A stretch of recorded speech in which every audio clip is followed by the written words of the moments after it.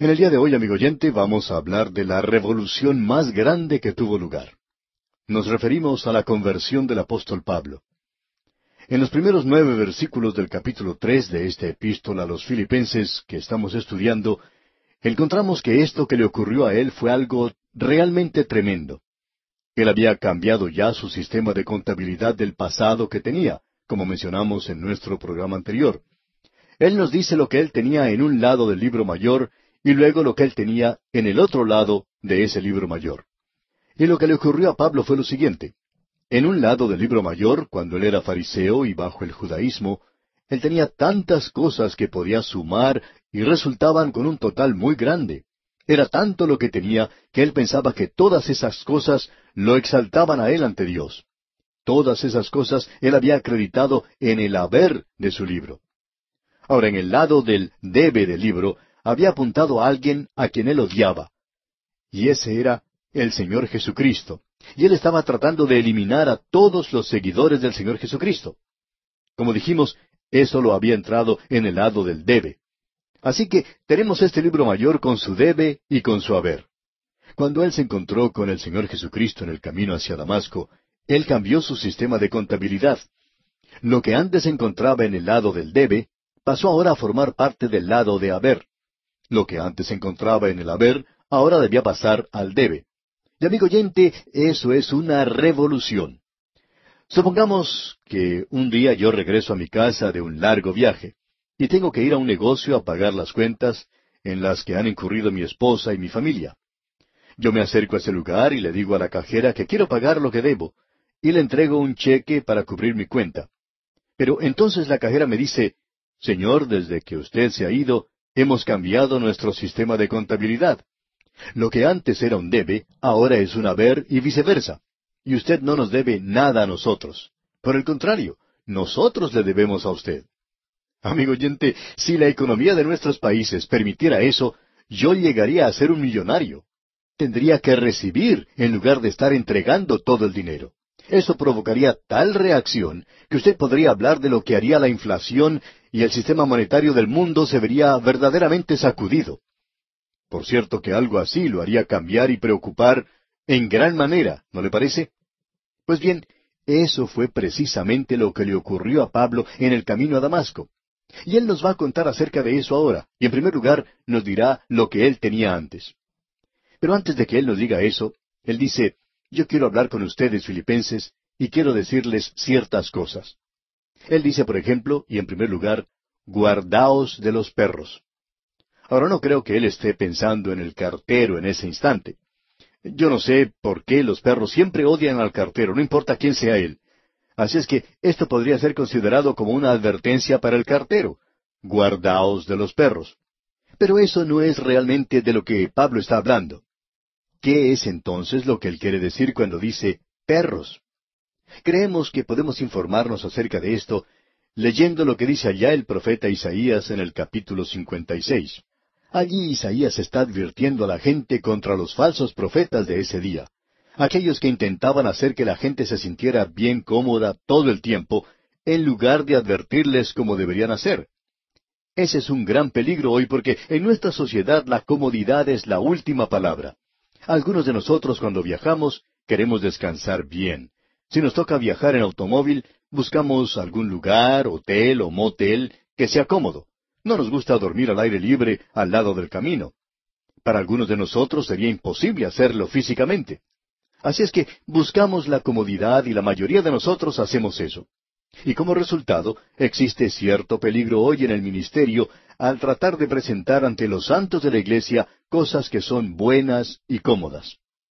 Cierto hombre, muy destacado en la iglesia, abandonó esa iglesia, porque decía que el pastor de esa iglesia nunca presentaba mensajes que fueran buenos y tranquilos. No le gustaban mensajes con advertencia. Más adelante se descubrió que este hombre no era muy honrado en cuanto a sus negocios. Por tanto, él no necesitaba mensajes que fueran buenos, sino que necesitaba mensajes de advertencia. Y opinamos que eso era lo que a él no le gustaba. Quizá él pensaba que el pastor sabía algo, como muchas veces pasa con los miembros de la audiencia, aunque el pastor no sepa nada en realidad, ya que la mayoría de los pastores no se dedican a predicar un sermón simplemente a una persona en particular, sino a toda la congregación. Opinamos que en el presente existe demasiadas personas que quieren estar cómodas cuando en realidad necesitan tener otra cosa. En cierta ocasión, un paciente fue a visitar a su médico y trató por todos los medios posibles de evadir lo que le molestaba. Y le dijo al médico que él conocía a otra persona que tenía el mismo problema que él y que se le había recetado cierta medicina y se había sanado. Su médico le examinó y luego le dijo, si usted necesita alguna medicina, yo se la daría. Pero no creo que usted necesite medicina. Usted tiene problemas mucho más grandes. Bueno, eso no es algo muy agradable de escuchar, ¿verdad? Pero el paciente le dio las gracias al médico. Y muchas veces el médico le respondió, yo le voy a decir siempre a usted la verdad, porque si yo lo hago de otra manera, entonces usted no va a tener ninguna confianza en mí. El paciente pues le dio las gracias al médico y salió porque siempre le gustaba a él escuchar la verdad. Y amigo oyente, ¿no le gusta a usted escuchar siempre la verdad? Pues bien, en los días del profeta Isaías, había muchos falsos profetas que no estaban advirtiendo a la gente como debían. Veamos ahora cómo los describe Isaías allá en el capítulo 56 de su libro, versículo 10. Dice Isaías, sus atalayas son ciegos, todos ellos ignorantes, todos ellos perros mudos, no pueden ladrar, soñolientos, echados, aman el dormir. El profeta Isaías llama a estos falsos profetas perros mudos. Podemos mencionar como ejemplo a los perros ovejeros. Estos cuidan a las ovejas, y si algún animal, un león o un oso, atacara al rebaño, ese perro debería correr al animal y ladrar de tal manera que sería de advertencia a los demás que se aproximaba a alguna clase de peligro. Pero nos damos cuenta aquí que estos falsos profetas estaban somnolientos, no estaban dando ninguna clase de advertencia. El profeta Isaías no era muy popular porque la gente le estaba diciendo a él, déjanos dormir. Y ese es el peligro que muchos de nuestros países enfrentan en la hora presente. Nosotros nos ponemos a dormir, amigo oyente. Y eso no simplemente bajo las drogas y el alcohol, sino bajo la cobija de una sociedad de opulencia. Existen ciertas ideas de comodidad, de lograr algo sin hacer nada, de tomar las cosas con calma, de tener un día bueno. Esas son las cosas que estamos buscando en el presente, y lo que necesitamos es que alguien se ponga a ladrar un poco. Así es que Isaías llama a los profetas falsos perros mudos, el no decir lo que uno debiera decir como profeta de Dios, como un hombre de Dios. De modo que Pablo les dice a los filipenses, guardaos de los perros. Guardaos de estos hombres que están constantemente presentando las cosas cómodas y no están predicando la palabra de Dios como debieran. Luego Pablo continúa diciendo, guardaos de los malos obreros. Hay personas que son malos obreros, no son honrados, pero no vamos a entrar a tratar este tema en el día de hoy. Siguiendo adelante leemos, guardaos de los mutiladores del cuerpo. Aquí tenemos una advertencia contra el judaísmo, contra el legalismo, aquellas personas que estaban deseando poner a los creyentes bajo la ley, de modo que el apóstol dice, guardaos de los mutiladores del cuerpo. Y enseguida él dice, porque nosotros somos la circuncisión. Ahora, ¿qué es lo que quiere decir Pablo con esto? Bueno, creemos que él aclaró este punto muy bien allá en su epístola a los Gálatas, cuando al llegar al final de esta epístola él dice, porque en Cristo Jesús ni la circuncisión vale nada, ni la incircuncisión, sino una nueva creación. Así es que él dice que la antigua circuncisión es algo que queda de lado, si es que usted está en Cristo Jesús, y eso es la verdadera circuncisión del presente. Eso es lo que él está diciendo aquí en este versículo 3 de la epístola a los Filipenses capítulo 3. Leamos este versículo. Porque nosotros somos la circuncisión, los que en espíritu servimos a Dios, y nos gloriamos en Cristo Jesús, no teniendo confianza en la carne. Escuche bien lo que está diciendo Pablo aquí. No teniendo confianza en la carne. No tiene confianza en la carne, y usted puede darse cuenta lo que el enemigo va a decir ahora. Fue así como lo dijeron. Bueno, usted ya conoce al hermano Pablo. Él dice que nosotros no debemos poner confianza en la carne, y nosotros no tenemos que confiar en los sacrificios, que tampoco debemos confiar en la ley, que la ley no nos va a salvar, y que nosotros no debemos poner nuestra confianza en estas cosas. Y él dice que en el día de hoy nosotros no debemos tener confianza en la carne. El hermano Pablo puede muy bien decir eso porque él no tiene mucho en qué apoyarse. Él no tiene ningún antecedente. Él no ha estado mucho tiempo en nuestra religión. Él nunca supo mucho acerca de esto y su vida nunca llegó a alcanzar las normas establecidas. Así es que él puede decir esas cosas, por supuesto. Ahora Pablo va a responder a eso. Él dice, no teniendo confianza en la carne. Pero luego Pablo sigue diciendo, aunque yo tengo también de qué confiar en la carne. Si hubiera alguna persona aquí que pudiera confiar en la carne, yo podría tener mucho más que él. Y escuche lo que dice aquí en el versículo 4. Aunque yo tengo también de qué confiar en la carne. Si alguno piensa que tiene de qué confiar en la carne, yo más. Pablo está diciendo, yo puedo colocar mi vida religiosa al lado de cualquier otro hombre y tendría lo suficiente. Y no solo eso, sino que a mí me sobraría mucho más. El apóstol Pablo va a mencionar aquí 7 cosas en las cuales él confiaba antes de encontrarse con el Señor Jesucristo en el camino a Damasco. Y yo quiero que usted preste atención a estas 7 cosas aquí que él ha mencionado, porque son en realidad muy importantes. En primer lugar, él dice, circuncidado al 8º día. Ahora, ¿qué es lo que quiere decir con eso? Bueno, él no salió de su cuna por sus propios medios al 8º día y fue a la sinagoga a hacerse circuncidar. Quiere decir que sus padres lo llevaron. Usted recordará que el Señor Jesucristo fue llevado al templo en el 8º día y fue circuncidado. ¿Qué significa todo esto? Bueno, quiere decir que él tenía padres piadosos que lo criaron a él según la ley de Moisés. Quiere decir que él tenía padres maravillosos, y eso, amigo oyente, es algo de mucho beneficio. Es de mucho beneficio para cualquier hombre. Aquellos que no han sido criados en un hogar cristiano pueden darse cuenta de los beneficios que tienen aquellos que se han criado en un hogar cristiano. Los que no tienen padres cristianos nunca asisten a la iglesia, no llegan a conocer lo que la Biblia dice, ni siquiera saben los libros de la Biblia. Pero aquellos otros jóvenes que han tenido un hogar cristiano parecen tener muchos beneficios más que los demás. Así es que Pablo puede decir ahora, fui circuncidado al 8º día. Y eso quiere decir que él tenía padres piadosos. Notemos ahora la segunda cosa que él menciona en este versículo. Él dice, del linaje de Israel. Amigo oyente, había muchos amigos que Pablo tenía que eran judaizantes, que sólo eran de media casta. Pero Pablo no lo era. Pablo decía, soy del linaje de Israel. Yo tengo una genealogía, y creo que usted podría haber comprobado la genealogía de Pablo en el templo de aquel día. Yo tengo antecedentes, yo pertenezco a este grupo, yo no soy de media casta. Y eso es algo de gran valor, debemos decir. Ahora notemos la tercera cosa que Pablo menciona. Él dice, soy de la tribu de Benjamín. Y eso era algo, en realidad, porque, como podemos apreciar, Benjamín era el hijo de Jacob y Raquel, y ella murió cuando dio a luz a Benjamín. Y usted recordará que Jacob lo llamó a él, el hijo de mi mano derecha. Eso es lo que su nombre quiere decir en realidad. Porque Raquel llamó su nombre Benoni, que significa hijo de mi tristeza.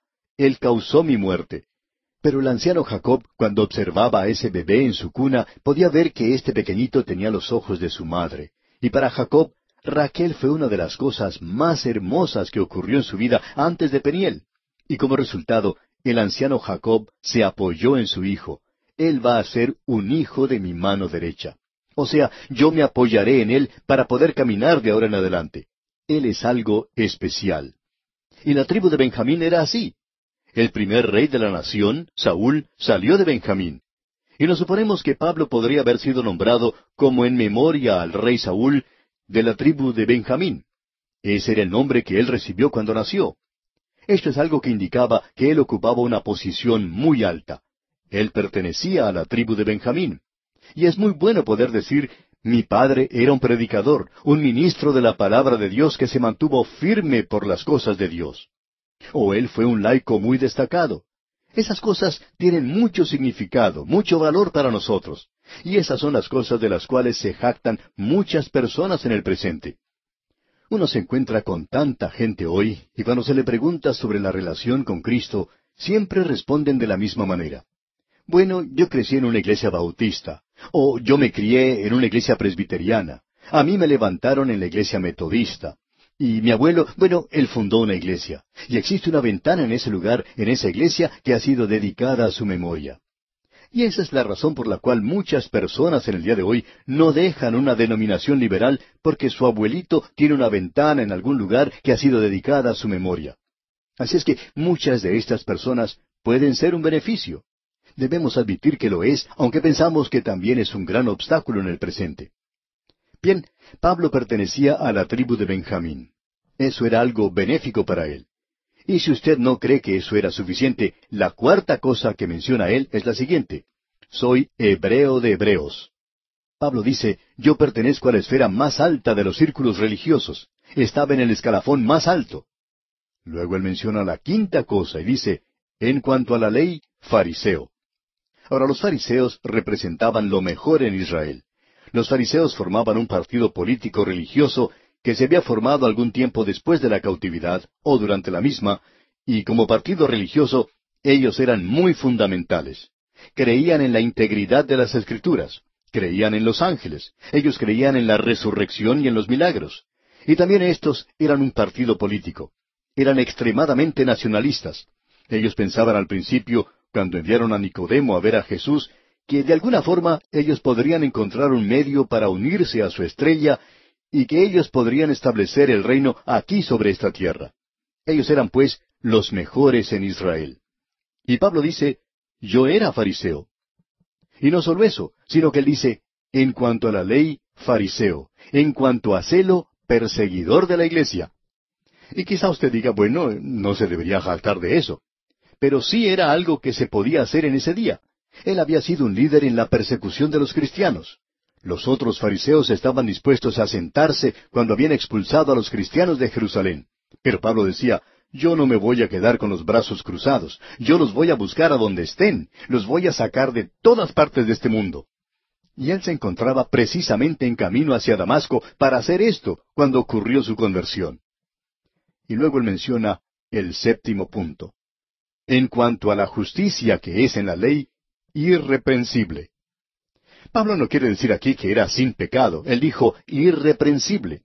Porque ya hemos leído allá en el libro de Romanos, en su propia epístola a los Romanos, donde él nos dice muy claramente que él había quebrantado la ley, y que él había quebrantado una de las leyes que usted y yo en el presente quizá no le damos demasiada importancia. Allá en el capítulo 7 de su epístola a los Romanos, versículo 7, él dice, ¿qué diremos, pues? ¿La ley es pecado? En ninguna manera. Pero yo no conocí el pecado sino por la ley, porque tampoco conociera la codicia si la ley no dijera, no codiciarás. Cuando uno comete un delito, amigo oyente, quebrantando el mandamiento, por ejemplo, de no hurtarás, usted puede tener las cosas robadas consigo, o quizá por allí estén sus huellas digitales en el lugar del crimen. Y lo mismo se puede aplicar al asesinato. Cuando usted comete un asesinato, usted tiene sus pruebas en sus manos, el cuerpo del delito. Y se nos dice que es muy difícil librarse de esas cosas. Usted no puede cometer la tontería sin que alguien se entere.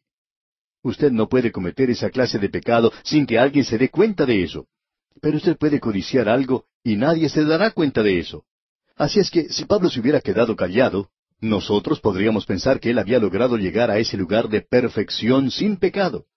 Pero él con toda honradez nos dice que él no había alcanzado eso. Él dice que la ley le resultó a él para muerte. Y lo que él está diciendo aquí es que él trajo el sacrificio o la ofrenda correspondiente. Él presentó una ofrenda por el pecado. Estas son las cosas que Pablo tenía en el haber de su libro mayor. Y estas son las cosas en las cuales multitudes de personas en el presente están confiando en nuestras iglesias, en el ser miembros de alguna iglesia. Pablo tenía todo eso. Él tenía todo eso y nos dice que eso no lo salvó a él, ni tampoco le satisfizo. Y en el día de hoy hay multitudes que se están apoyando en cosas como estas. En nuestro próximo programa, Dios mediante, veremos lo que le ocurrió en realidad al apóstol Pablo.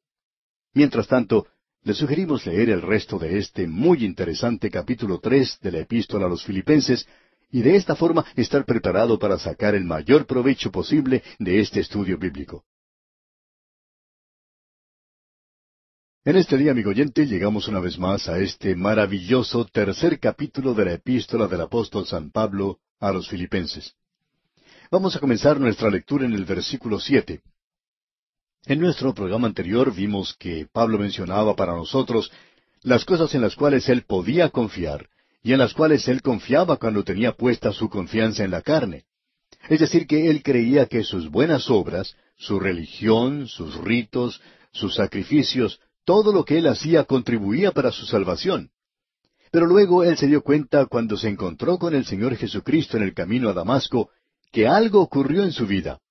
¿Y qué fue lo que ocurrió? Tuvo lugar una verdadera revolución.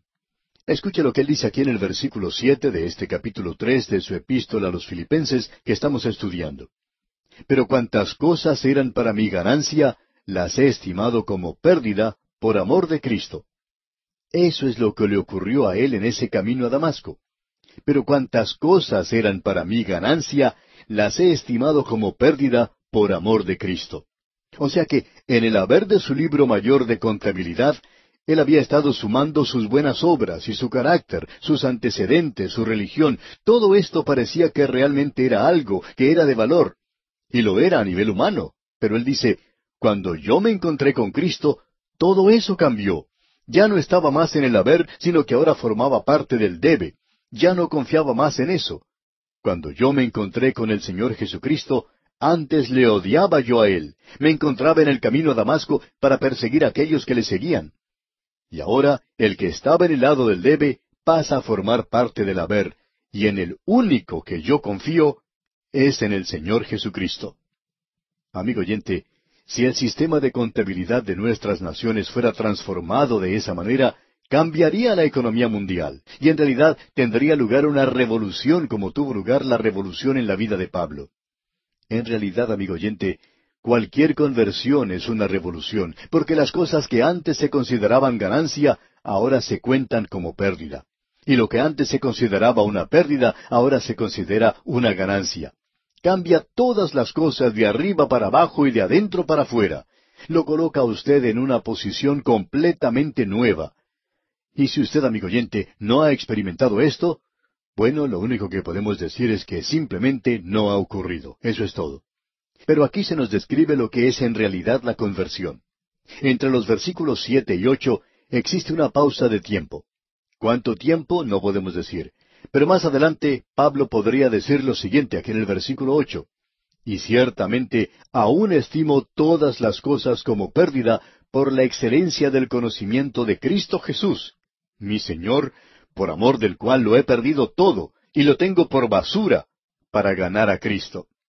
Esto no era solamente una experiencia de un momento.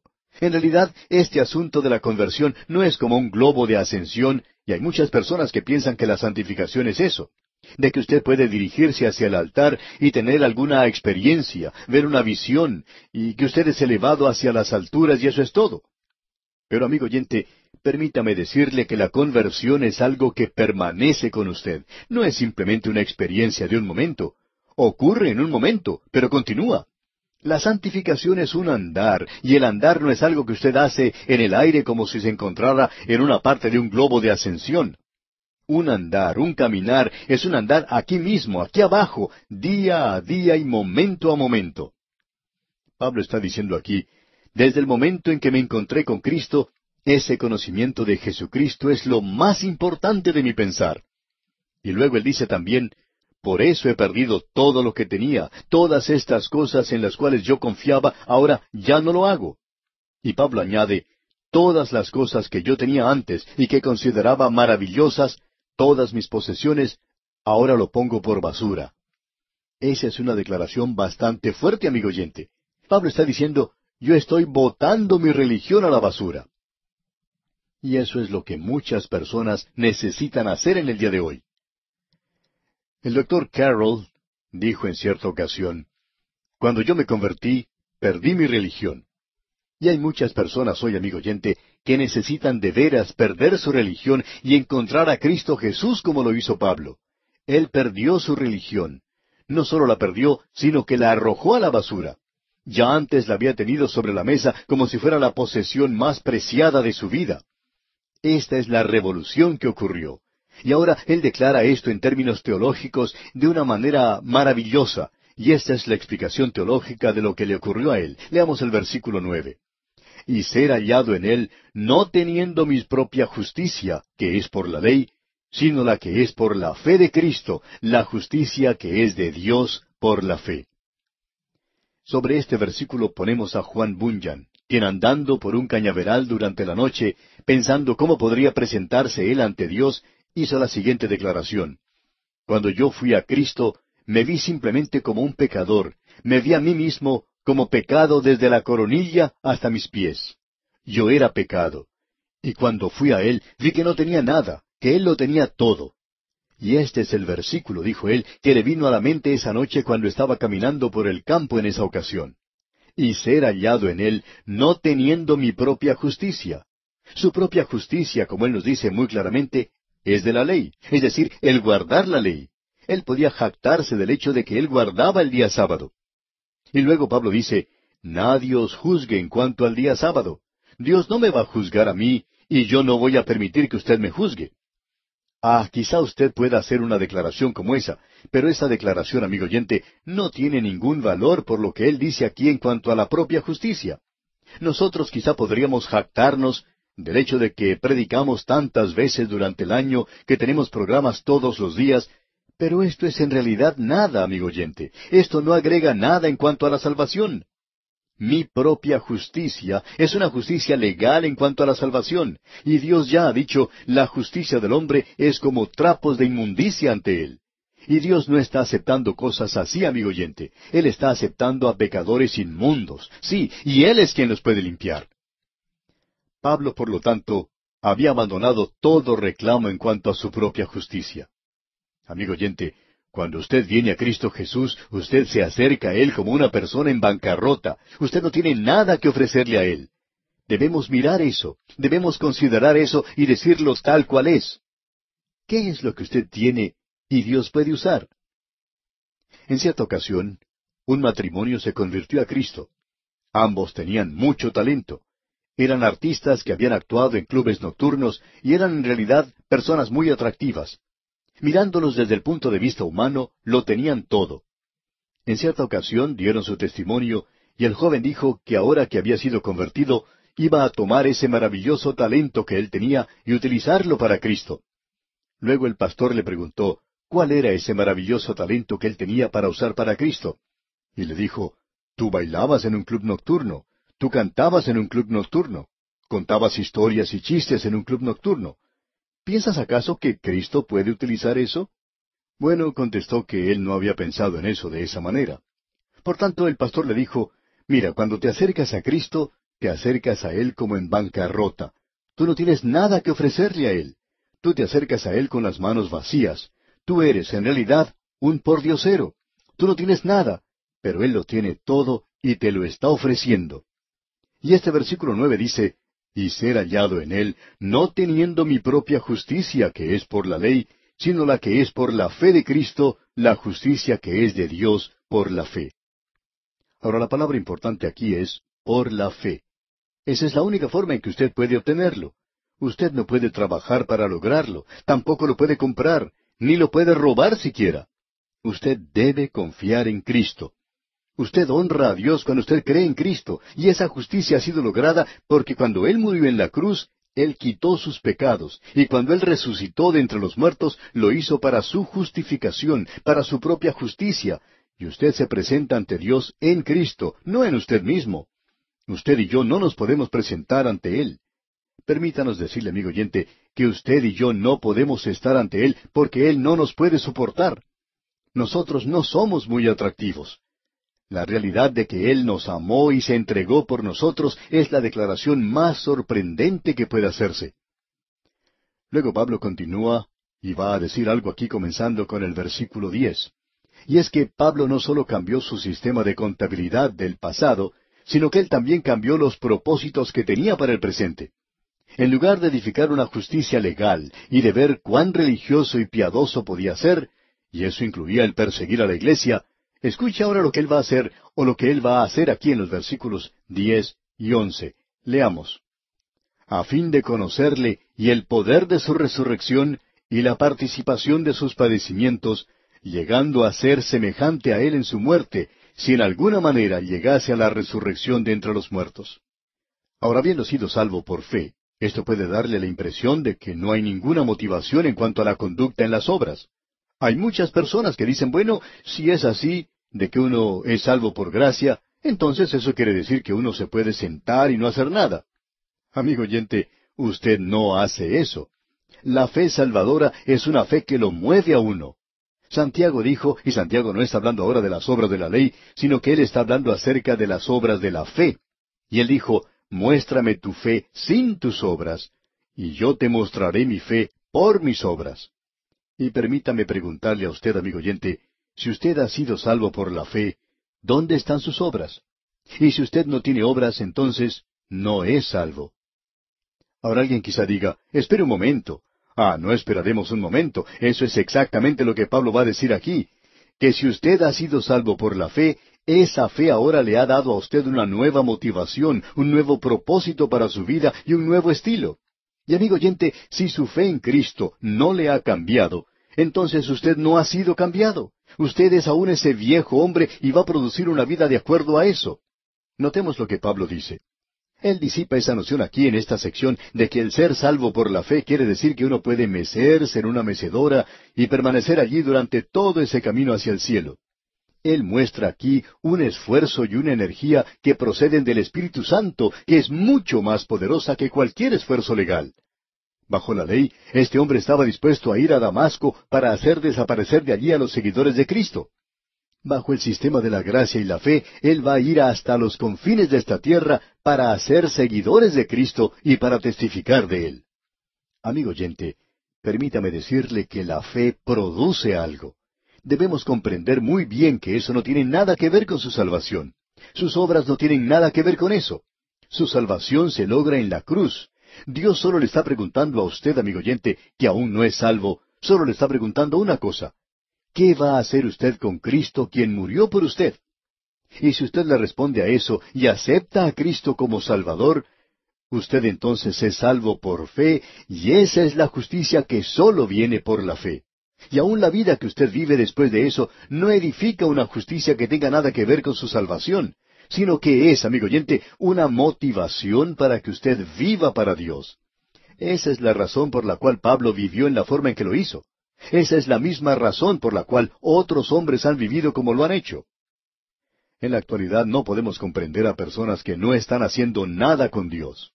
Hay personas que dicen, bueno, yo no puedo hacer nada. Yo ya estoy entrado en años y no estoy preparado para hacer eso.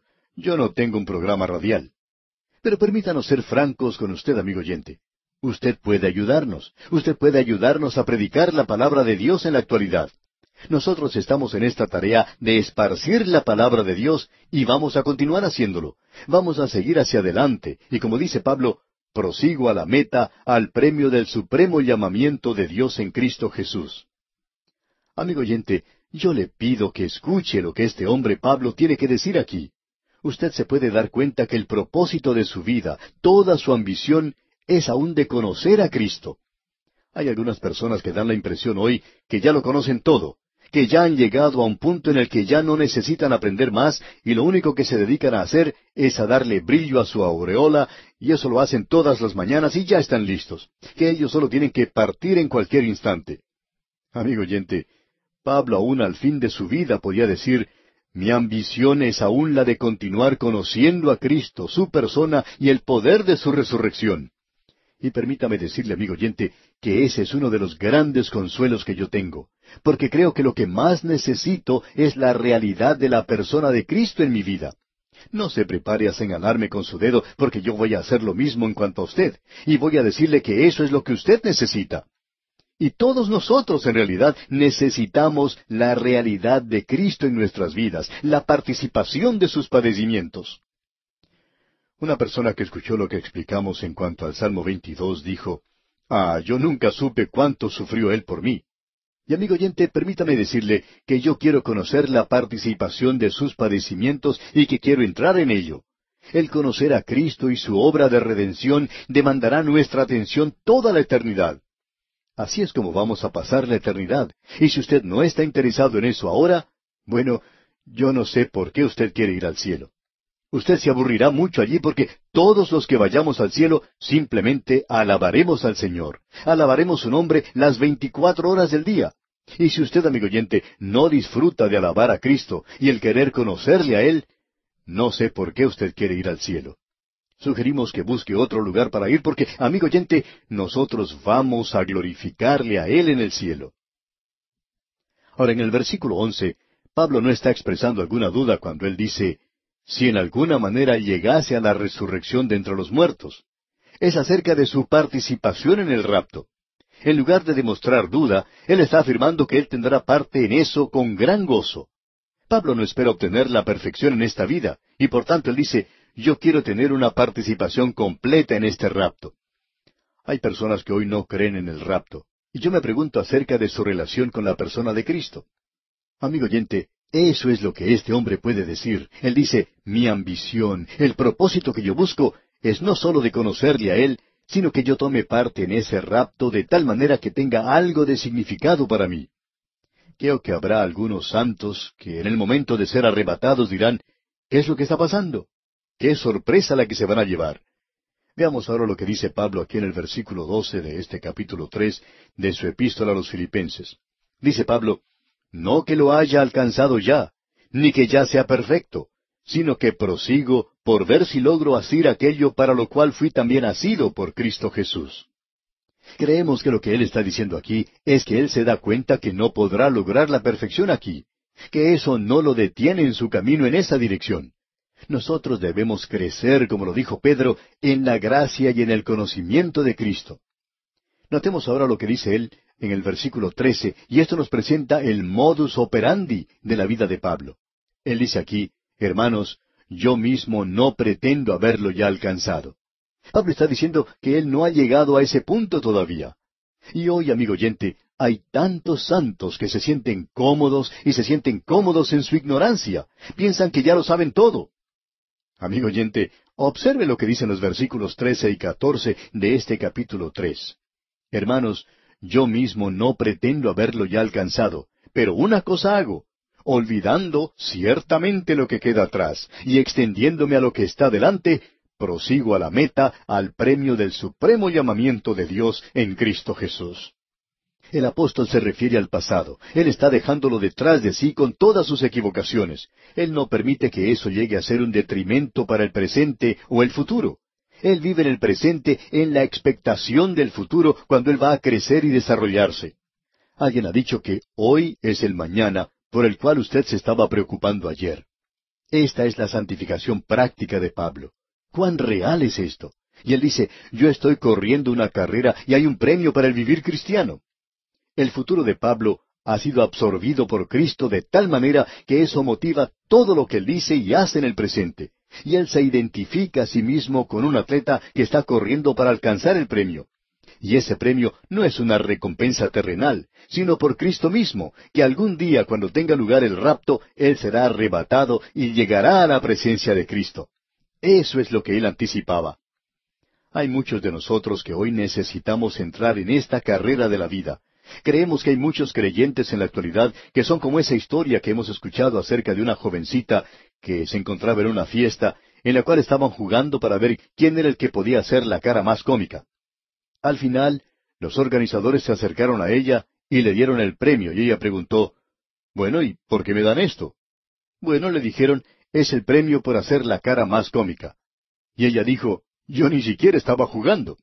Y yo creo, amigo oyente, que hay muchos creyentes hoy que no están jugando en esta experiencia maravillosa, tremenda, en esta aventura de vivir la vida cristiana. ¡Qué emoción sería para nosotros si llegáramos primero! Pero una cosa hago, dice Pablo.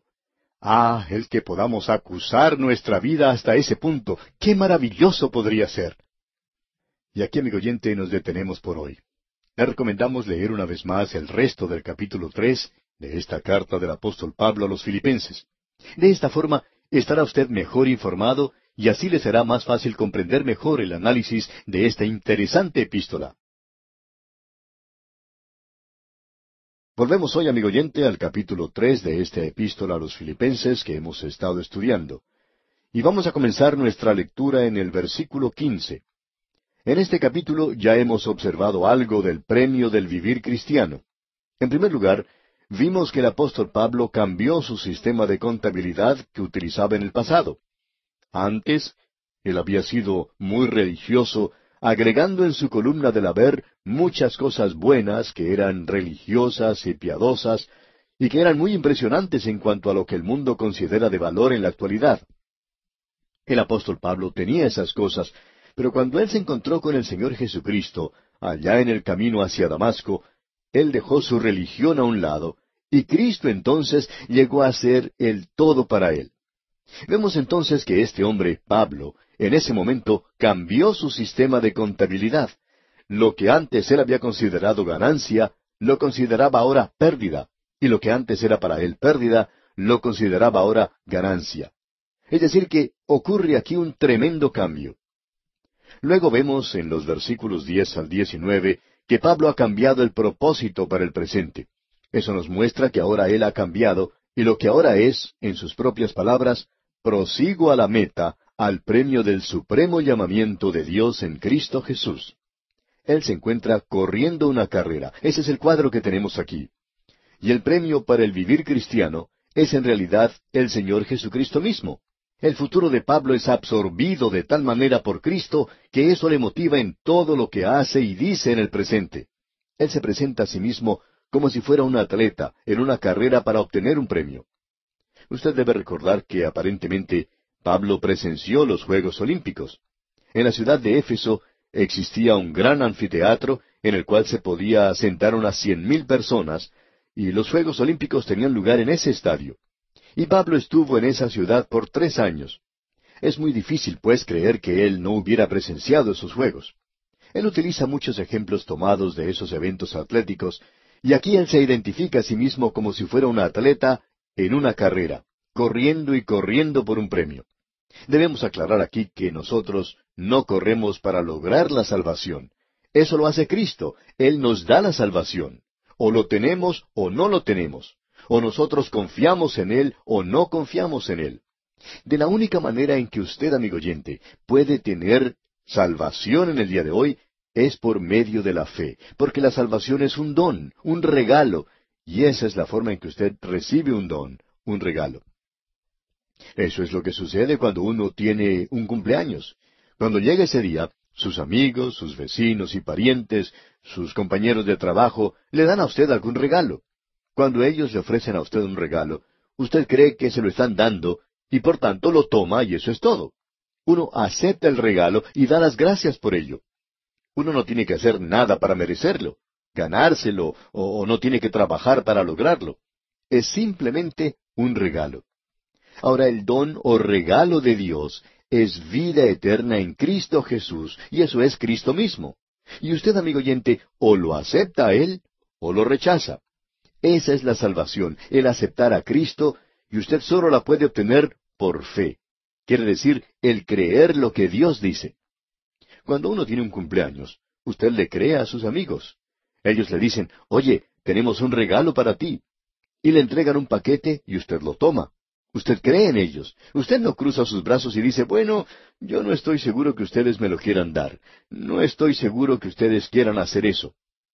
Usted y yo, amigo oyente, no sabemos en realidad lo bueno que es Dios. Para Pablo, después de haber recibido la vida eterna, Cristo se convierte en todo para él, y él se encuentra en una carrera y en una carrera para poder ganar a Cristo. ¿De qué manera? Bueno, algún día Él va a estar delante de nosotros y Pablo no desea ser avergonzado en su presencia. Juan nos dice que es posible ser avergonzado cuando Él aparezca. Y pensamos que hay muchos creyentes en la actualidad que siempre están hablando de esto. Ah, si el Señor Jesucristo viniera. Si ellos supieran realmente lo que significa eso para ellos, cuando Él en realidad venga, quizá a ellos les gustaría que Cristo postergara un poco esto. Porque, amigo oyente, si usted cree que va a vivir una vida descuidada como creyente y que no tiene que rendir cuentas por eso, usted está equivocado. Usted es un hijo, sí, por supuesto que lo es, pero es un hijo desobediente. Cuando nace un bebé en nuestra familia y consideramos a ese pequeñito tan hermoso, uno no piensa en disciplinarle. Pero cuando ese niño crece y comienza a desobedecer, entonces uno encuentra que tiene que disciplinarle. No pasa mucho tiempo sin que ese niño demuestre su naturaleza pecaminosa, y hay veces que necesita ser disciplinado. Ahora, si usted piensa que como hijo de Dios va a vivir de cualquier forma y llegar a su presencia algún día, le sugerimos que en este mismo instante entre a la carrera y comience a vivir para Cristo. Lo que necesitamos hoy, amigo oyente, es poner nuestra mirada en Él. Ahora, en el versículo 15 de este capítulo 3 de la Epístola a los Filipenses, el apóstol Pablo dice, Así que, todos los que somos perfectos, esto mismo sintamos, y si otra cosa sentís, esto también os lo revelará Dios. Note usted, así que, todos los que somos perfectos. Ahora, ¿qué es lo que quiere decir con esto el apóstol Pablo? Si él se refiere a aquellos de nosotros que somos perfectos en el presente, bueno, no conocemos a muchas personas que son en realidad perfectas. En realidad, no conocemos a nadie que sea perfecto. Quizá haya por allí alguien que dice que es perfecto. Cierto hombre dijo que él había alcanzado la santificación completa. Pero no pudimos ni siquiera lograr que su esposa estuviera de acuerdo. Ella no creía que él hubiera alcanzado ese punto, y tampoco creemos que él lo hubiera alcanzado. ¿Qué es lo que quiere decir Pablo entonces? Perfecto, en el sentido que Pablo lo utiliza, quiere decir madurar, llegar a ser completo. Volvamos a hablar de los niños otra vez. Cuando un bebé nace, es una de las cosas más hermosas que uno pueda ver. Simplemente hermosa. Pero luego ese niño crece, ese bebé crece. Si al pasar los años ese niño permaneciera igual al momento en que nació, nos damos cuenta que hay algo realmente malo. Sería algo trágico. Pero el niño crece, corre de un lugar a otro, y lo vemos desarrollar, y entonces decimos que es perfecto en ese sentido. Él actúa como debe actuar un niño que está creciendo. Y eso es lo que el apóstol Pablo le está diciendo aquí a los creyentes. Así que, todos los que somos perfectos, esto mismo sintamos. Los que somos completos en Cristo, aquellos que estamos creciendo en Cristo, entremos a esta carrera, trabajemos para Él, hagamos algo para Cristo. Y si otra cosa sentís, esto también os lo revelará Dios. Si usted tiene alguna otra idea, quizá Dios tiene algo diferente para hacer por usted, y Él le demostrará eso. Es decir, si usted está dispuesto a hacerlo. Creemos que Dios es capaz de guiar a un creyente que está dispuesto en el presente. Usted recuerda lo que el salmista David dijo cuando nosotros estábamos leyendo allá el libro de los Salmos. Allí él nos decía, no seáis como el caballo o como el mulo, sin entendimiento, que han de ser sujetados con cabestro y con freno. Dios lo puede llevar a usted de esa manera, amigo oyente, pero es algo penoso. ¿Por qué no le permite entonces que Él le guíe con sus ojos? Así es como Él quiere hacerlo. Bueno, de eso es que Pablo nos está hablando aquí. Dios revelará esto si usted está dispuesto a ser guiado por Él. Uno escucha a los creyentes decir, si solo supiera la voluntad de Dios. Y amigo oyente, para conocerla, usted tiene que estar cerca del Señor Jesucristo. Es cuestión de acercarse a Él. No hay ninguna fórmula mágica o fácil para encontrar la voluntad de Dios. Y si usted cree que va a vivir una vida descuidada, una vida de cristiano solo para usted mismo, y luego cuando llega un momento de crisis decir, quiero saber la voluntad de Dios, y que un ángel le hablará desde el cielo, o le aparecerá una luz verde, o que un ángel se le acercará a usted de noche y le dirá lo que tiene que hacer, pues amigo oyente, creemos que usted está muy equivocado. Creemos que está completamente equivocado. Este asunto de la voluntad de Dios, amigo oyente, es algo que se desarrolla día a día, y si usted está dispuesto a ser guiado, bueno, Él lo colocará a usted sobre el camino, y lo guardará a usted en la dirección que tiene que seguir. Ese será el camino de la vida para usted, y eso le traerá mucho gozo en su corazón. Notemos ahora lo que dice Pablo aquí en el versículo 16. Pero en aquello a que hemos llegado, sigamos una misma regla, sintamos una misma cosa. Pablo le está diciendo aquí a los creyentes en Filipos, yo quiero que ustedes hagan de esto el objetivo de su vida. Quiero que entren a esta carrera. Eso es lo que él está diciendo. Y ahora él se pone a sí mismo como ejemplo. Él dice en el versículo 17, Hermanos, sed imitadores de mí, y mirad a los que así se conducen según el ejemplo que tenéis en nosotros.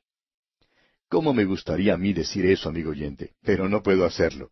Sin embargo, Pablo sí podía decirlo. Él dice, si quieres saber cómo hacerlo, obsérvanos a nosotros. Y nuevamente tenemos que decir que no es simplemente por imitación, sino lo que él quiere decir aquí es que usted debe aprender a compartir el poder de Cristo en el cuerpo de Cristo, la iglesia. Permítanos, amigo oyente, hablar a aquellos que a veces piensan que estamos contra la iglesia. No es que estemos contra la iglesia, pero sí creemos que es necesario en el día de hoy señalar las dificultades que existen, porque la iglesia se encuentra en un estado de apostasía, amigo oyente. No hay dudas en cuanto a esto. Por tanto, tenemos el derecho de hacerlo, el deber de hacerlo, y deberíamos señalar estas cosas. Ahora, esto no quiere decir que usted está contra la iglesia. Pero es necesario reconocer que en el día de hoy, la función apropiada del creyente es la de hacerlo dentro de una organización cristiana, una iglesia. Esto no tiene que ser un edificio que se parezca a una iglesia. Hay muchas personas que piensan que tienen que ir a cierta clase de edificio, pero eso no es así. Usted puede actuar en una organización cristiana en el día de hoy, y pensamos que si existe en su comunidad una buena iglesia bíblica, donde se esté predicando la palabra de Dios, donde se esté practicando la palabra de Dios, y usted no está identificado con ella, diríamos que usted está apartado de la voluntad de Dios.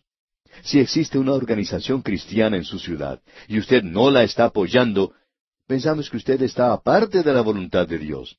Estamos siendo muy francos cuando decimos esto, amigo oyente.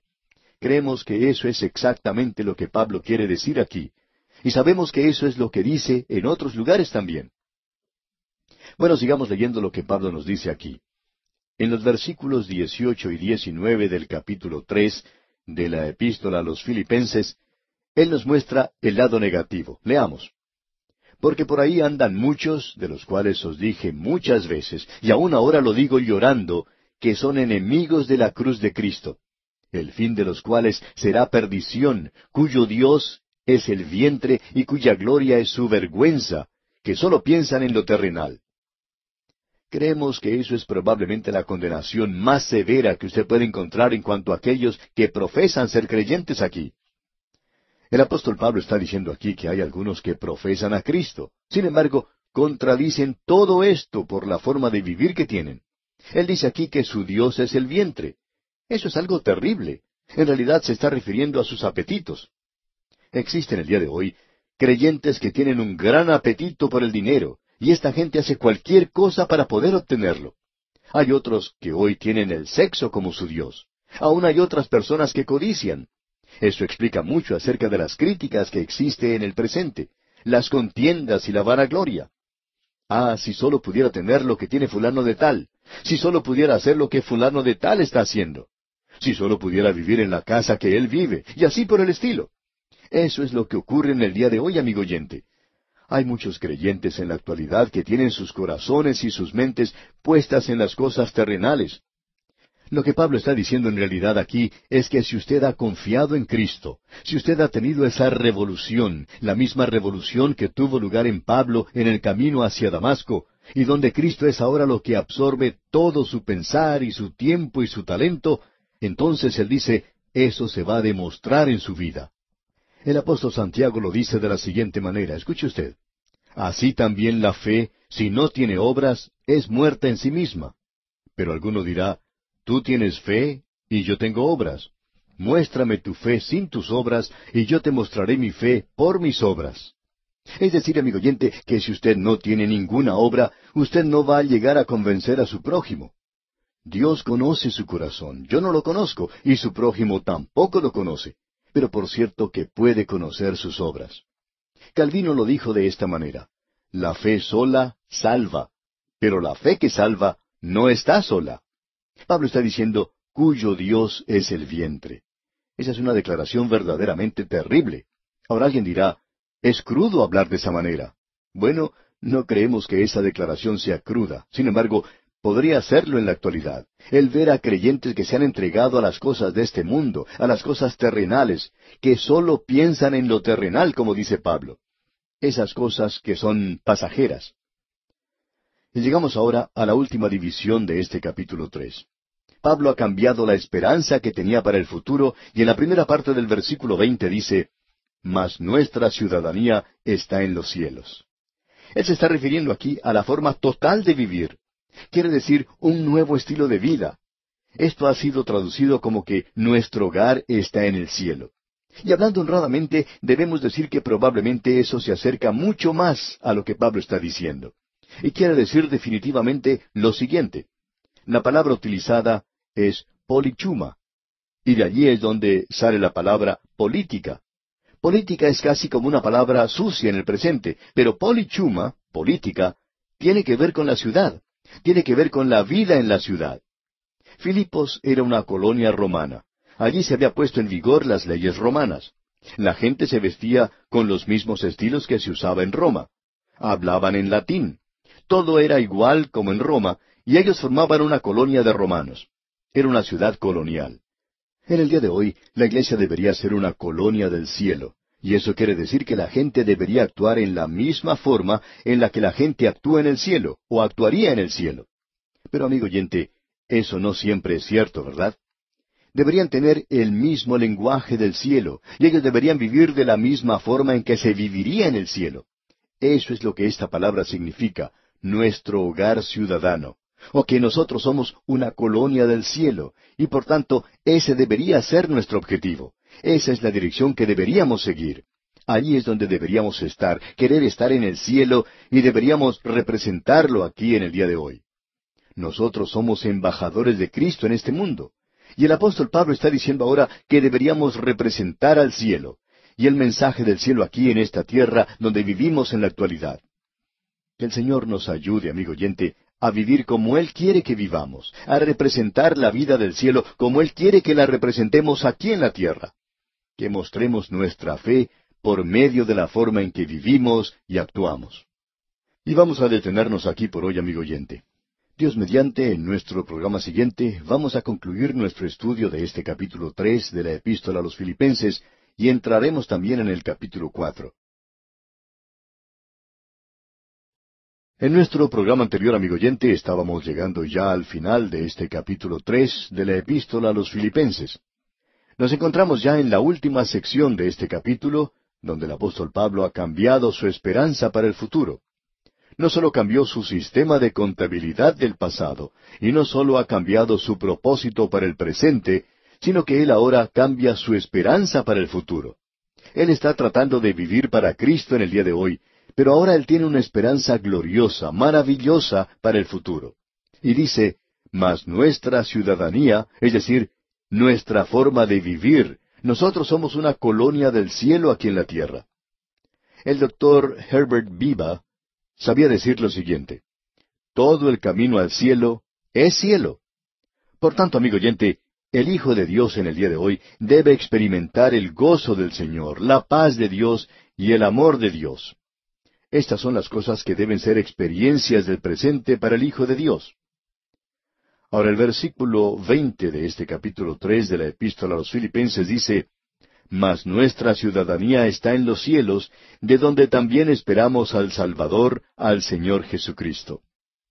Debemos notar que al tenor de las Escrituras en el Nuevo Testamento, la esperanza del creyente nunca es el período de la gran tribulación. Pablo no está indicando eso aquí.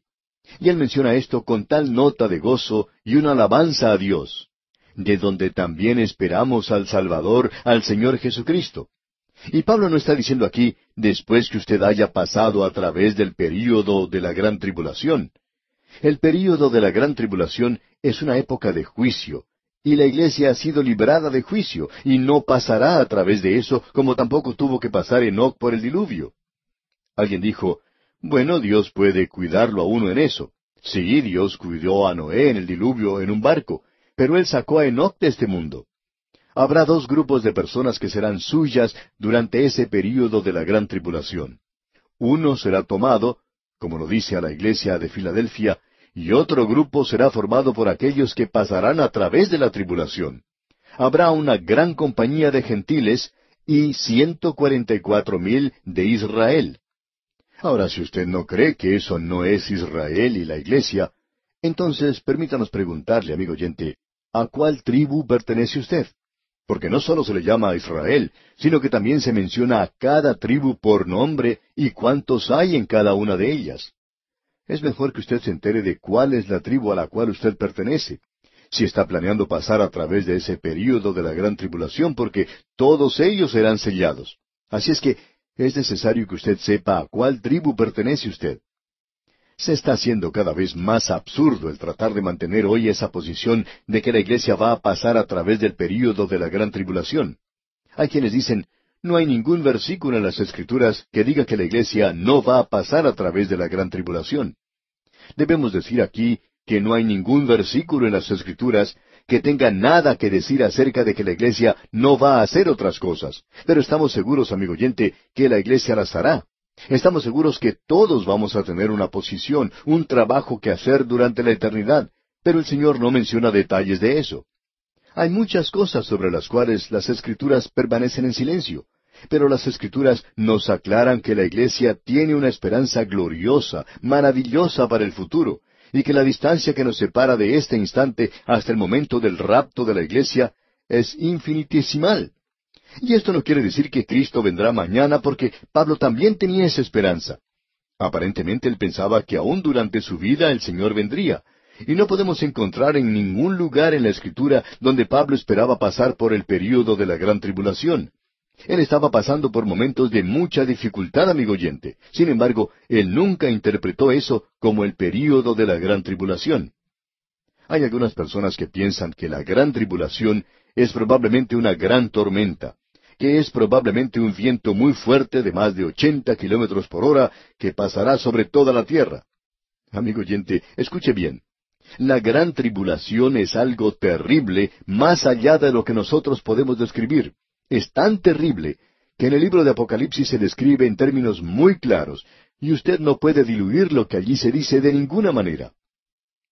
En este versículo 20 del capítulo 3 de la Epístola a los Filipenses se nota cierta alegría, y esta expresión placentera y de esperanza que notamos aquí nos deja bien claro, nos aclara que la iglesia no va a pasar a través de la gran tribulación.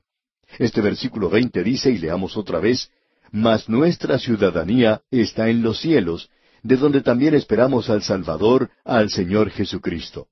En ninguna parte se dice que la iglesia tendrá que pasar por ese período de la gran tribulación.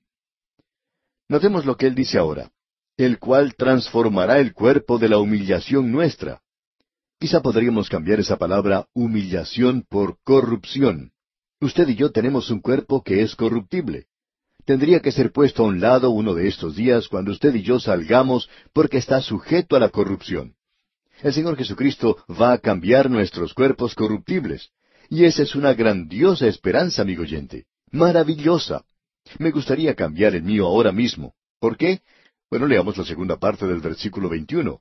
Para que sea semejante al cuerpo de la gloria suya, por el poder con el cual puede también sujetar a sí mismo todas las cosas. Un cuerpo de humillación es un cuerpo de corrupción, y nosotros seremos cambiados a un cuerpo semejante al cuerpo de la gloria suya. Será un cuerpo como el que el Señor Jesucristo tenía después de su resurrección.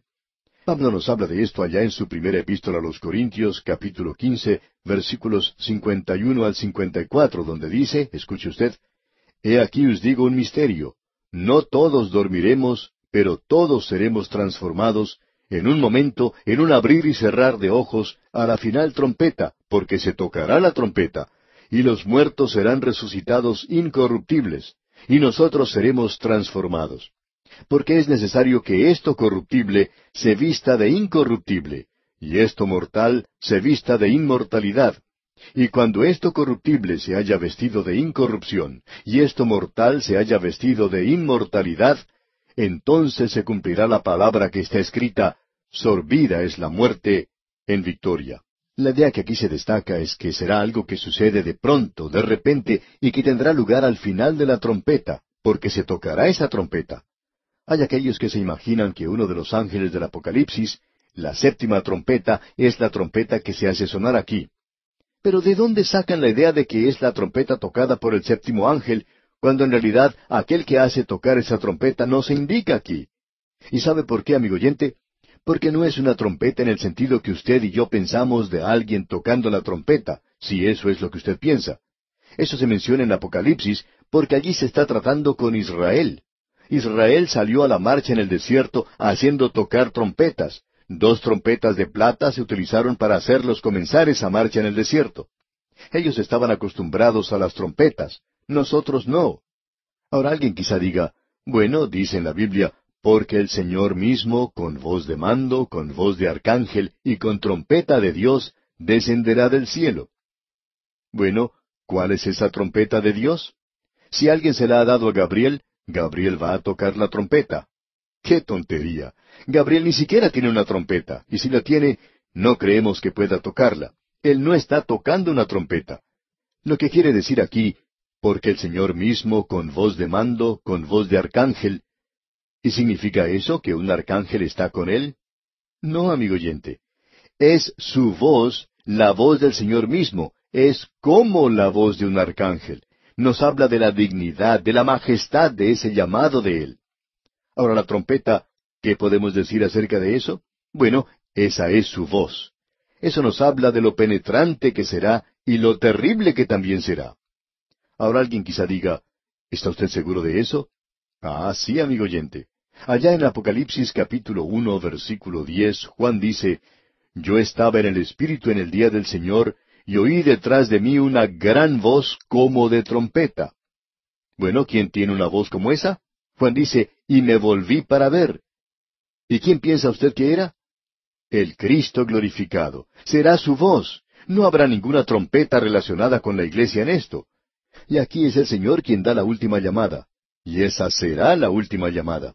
En el día de hoy, Él está a la puerta y llama, y dice, He aquí yo estoy a la puerta y llamo, ábreme. Pero esta es la última. La puerta se abre y de este mundo saldrá un grupo de personas que han sido colocadas en la plataforma de lanzamiento de la fe, y ellos no tienen que pasar a través de ningún período de tribulación.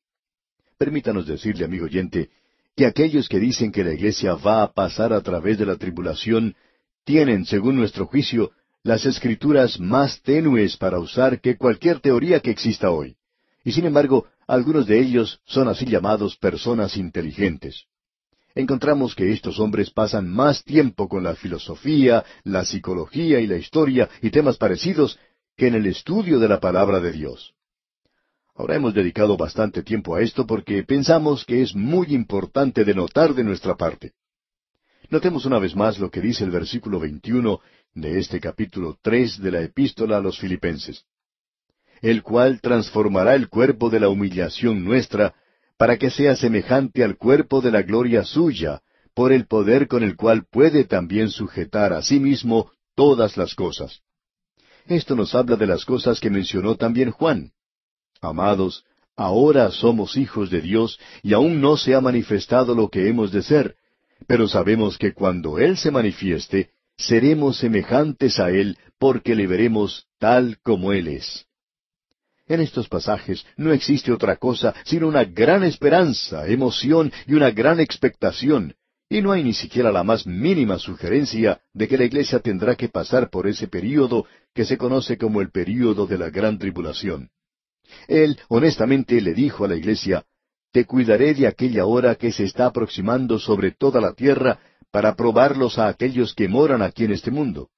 Y ese es un juicio mundial, el que se está acercando, y es sólo uno el que viene, y ese es el período de la gran tribulación. Cuán importante es esto de notar de nuestra parte. Así es que Pablo tiene una esperanza para el futuro. Ahora, ¿cuál es su esperanza para el futuro? ¿Acaso el período de la gran tribulación? Bueno, amigo oyente, eso es lo mismo que ese hombre que hoy no tiene ninguna esperanza y que dice, bueno, tengo que apretar mis dientes ahora porque voy a pasar a través de esta época de juicio. En cierta ocasión, uno de esos grandes aviones Jet 747 se estaba aproximando a su punto de destino en las islas Hawái.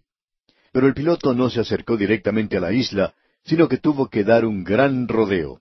¿Sabe por qué? En esa zona había una gran tormenta que estaba bloqueando prácticamente el camino por el cual se dirigía este avión en una ruta directa.